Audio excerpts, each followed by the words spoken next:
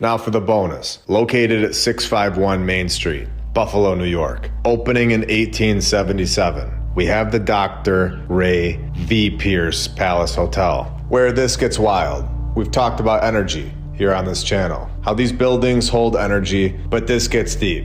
The place was half hotel, half hospital, where the baths and gymnasiums on the campus were known nationwide for their healing and restorative powers. A healing hotel. Where is this why a lot of the old world buildings have been destroyed? Because they held healing powers for all of us. Where two presidents were frequent visitors. Pierce's Palace Hotel was open only 4 years before it burned down in 1881. And are we right or what?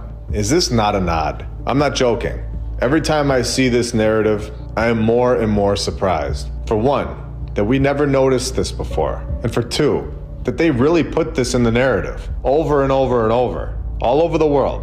And we know here that that building was much older than just 4 years. And you can see what I'm talking about with all of these fires when we just flip over to the St. Peter's Cathedral Basilica in London, Ontario, and see that they just throw this into the narrative as a nod to their group for future generations, in my opinion, to recognize which buildings are from the previous civilization, where it says that there were multiple churches on this location. The first one was destroyed in the London Fire, 1845, and a larger frame church was built. But this church also burned down in 1850, 5 years later. And we have a whole series about this nod called The Fire Games. It's all in a playlist, which includes episode 68 and episode 69. So now let's get back to this Pierce's Hotel. After that fire that we just showed, in 1881, Pierce opened his Invalids Hotel and Surgical Institute on the 600 block of Main Street, which survived until 1941, where things begin to get interesting. The beginning of the end for the Pierce's Invalids Hotel and Surgical Institute likely came to an end in 1939 when the Federal Trade Commission included this cease and desist order in a stipulation.